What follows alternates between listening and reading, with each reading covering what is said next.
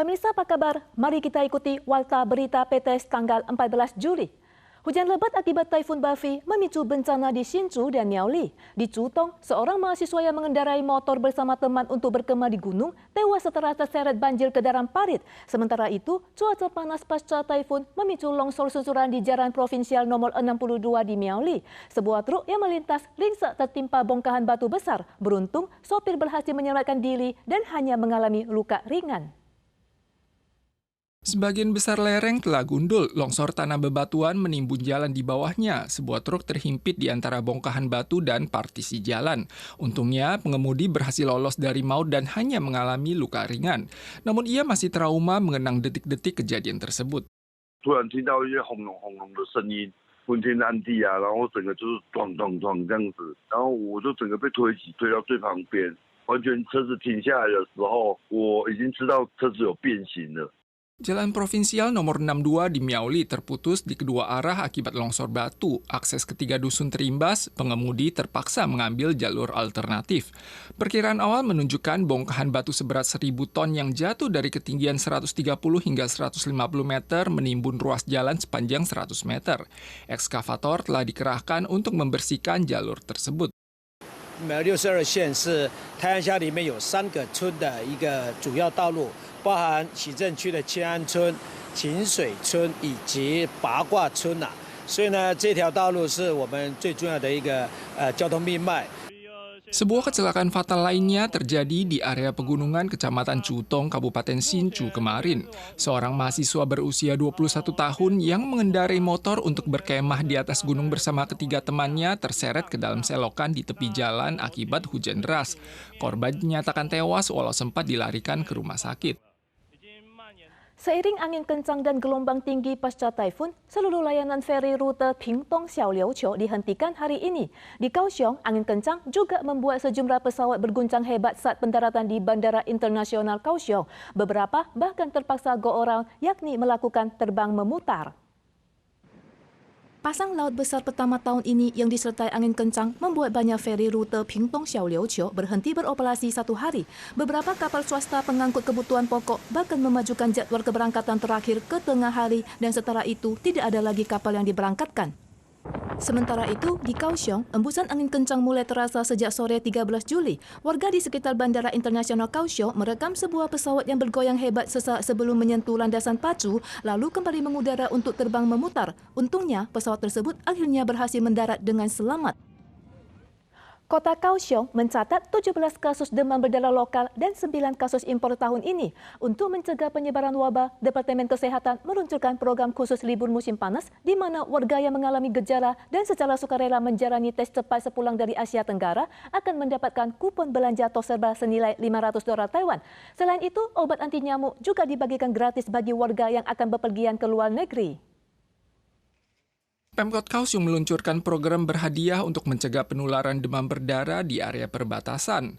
Terlepas dari ada gejala atau tidak, warga yang bepergian atau kembali dari negara-negara Asia Tenggara dan mendatangi puskesmas secara inisiatif untuk menjalani tes cepat dalam waktu 14 hari setelah kembali ke Taiwan, berhak menerima voucher senilai $500.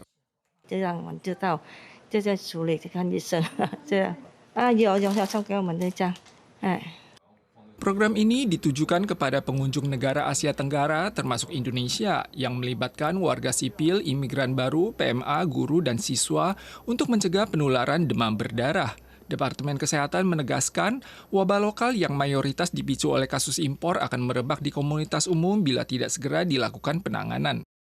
Petugas medis mengambil sekitar 5 sisi darah dan meneteskannya pada alat tes yang akan dikirim ke laboratorium untuk dianalisis. Hasil tes akan keluar dalam waktu 1 hingga 2 hari. Tidak sedikit warga menilai bahwa program insentif pemerintah kota ini dapat mendorong lebih banyak orang untuk melakukan pemeriksaan secara sukarela. Menanggapi masalah berkendara di bawah pengaruh narkoba, Yuan Legislatif kemarin meloloskan tinjauan pertama amandemen undang-undang untuk menaikkan sanksi secara menyeluruh. Bagi pelanggar pertama kali, denda berat sebesar $150,000 Taiwan untuk pengemudi mobil dan $120,000 Taiwan untuk pengendara motor serta pencabutan SIM. Pengendara sepeda juga didenda hingga $12,000 Taiwan. Jika menolak tes, pelanggaran pertama didenda $270,000 Taiwan dan denda berikutnya akan bertambah $180,000 Taiwan setiap kali tanpa batas maksimal. Seorang pekerja berusia 30 tahun di Taipei dihentikan petugas saat bersepeda. Setelah diperiksa, ia terbukti bersepeda di bawah pengaruh narkoba. Berdasarkan aturan saat ini, ia hanya dikenai denda maksimal $2,400 Taiwan. Namun, untuk menekan maraknya kasus kemudi maut narkoba, Yuan Legislatif telah meloloskan pembacaan pertama amandemen Undang-Undang Lalu Lintas. Nantinya, pesepeda maupun pengendara kendaraan lambat lain yang berada di bawah pengaruh narkoba dapat didenda hingga $12,000 Taiwan dan kendaraannya langsung disita. Untuk kendaraan bermotor, pelanggaran pertama akan langsung dikenai denda $150,000 Taiwan bagi pengemudi mobil dan $120,000 Taiwan bagi pengendara motor disertai pencabutan SIM. Bagi pelanggaran berulang, tidak ada batas maksimal denda. Setiap kali mengurangi pelanggaran, pelaku akan dikenai tambahan $90,000 Taiwan. Sementara itu, jika menolak menjalani tes, pelanggaran pertama didenda $270,000 Taiwan dan setiap pelanggaran berikutnya ditambah $180,000 Taiwan dari nominal sebelumnya. Konflik di Timur Tengah kembali memanas setelah dua kapal tangker minyak Uni Emirat Arab dihantam rudal Iran di Selat Hormuz hingga menewaskan 1 orang dan melukai 8 lainnya. Militer AS hari ini mengumumkan akan kembali melancarkan serangan udara terhadap Iran. Di saat yang sama, beredar kabar bahwa AS akan memberlakukan kembali blokade militer terhadap pelabuhan Iran mulai tanggal 15. Presiden AS Donald Trump juga mengklaim akan mengenakan biaya keamanan sebesar 20% bagi kapal dagang yang melintasi Selat Hormuz. We are just going forward. We're attacking them tonight.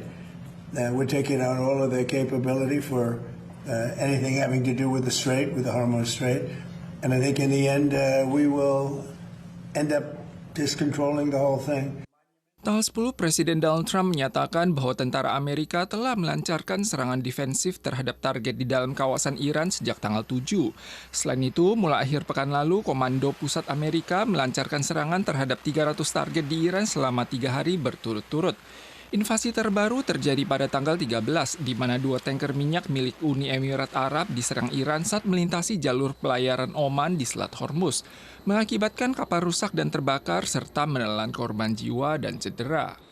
Saat ini setidaknya 10 jet militer Amerika sedang berpatroli di perairan lepas pantai UEA, Teluk Oman, dan Arab Saudi. Pusat Informasi Maritim Gabungan yang dipimpin Angkatan Laut Amerika juga mengonfirmasi bahwa pasukan Amerika akan kembali memberlakukan blokade militer terhadap pelabuhan dan wilayah pesisir Iran mulai tanggal 15 pukul 4 subuh waktu Taipei.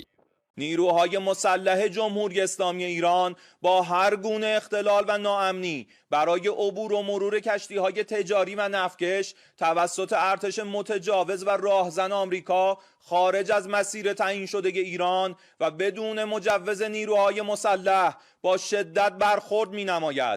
Tanggal 13, Trump juga mengumumkan untuk pertama kalinya akan mengenakan tarif keamanan sebesar 20% dari nilai muatan kargo setiap kapal niaga yang melewati Selat Hormuz.